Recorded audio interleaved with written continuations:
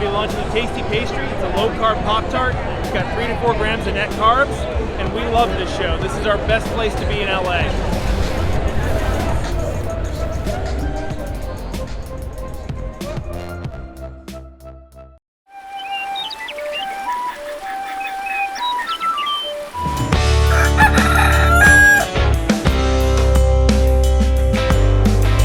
Welcome back to Legendary Foods, Muscle in the Morning.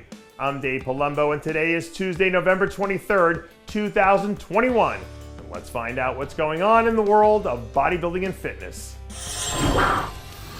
If you watch this show long enough, then you already know that I'm not someone who believes in reinventing the wheel. But I will say that sometimes there are exceptions to every rule. And I think this video of Keone Pearson doing trap bar deadlift squats on a slant board might be one of them. With Keone switching back to classic physique, you'd imagine that there's probably some sort of strategic shift that he needs to make with his training too. And this exercise definitely feels like it might fall into that category. And if he's willing to go this far now in the middle of November, just imagine the level that he's going to take over the next few months. Here's a fun fact for you. Did you know that winning is like an addictive drug in our brains? It triggers such a large surge of dopamine that it actually has a drug-like effect that can change our future behavior. And the reason I'm saying all this is because Regan Grimes is already back in the gym training like a complete savage. And you can't help but think that the dopamine surge he's riding from his big win at the Romania Pro 2 weeks ago doesn't play some sort of role. Getting his first win as an open competitor was a huge moment in Regan's career. But now that he's gotten that surge once, and he knows what it feels like to ride that wave, you'd imagine that he wants to keep chasing that dragon, because at this point, the winning almost becomes addictive. Here's a serious question. If you have so many plates stacked onto a bar that you literally have to tie something around them to keep the weights from falling off, where do you go from there? Well, I don't have the answer. That's more of a rhetorical question. But if Vlad Surochko sees this video, maybe he can send us a DM to let us know.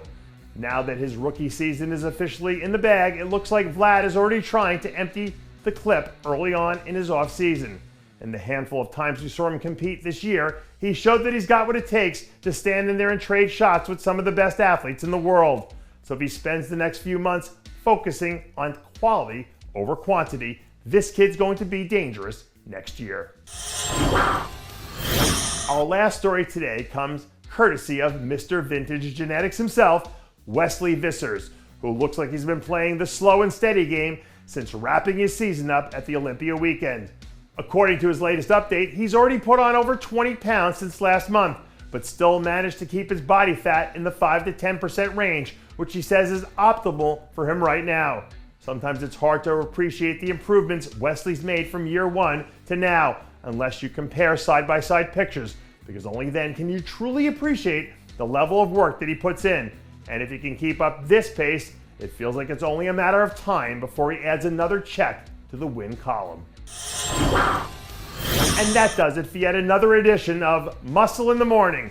I'm Dave Palumbo, reminding you to always be true to your passions, and make sure to follow us on Facebook, Twitter, and Instagram.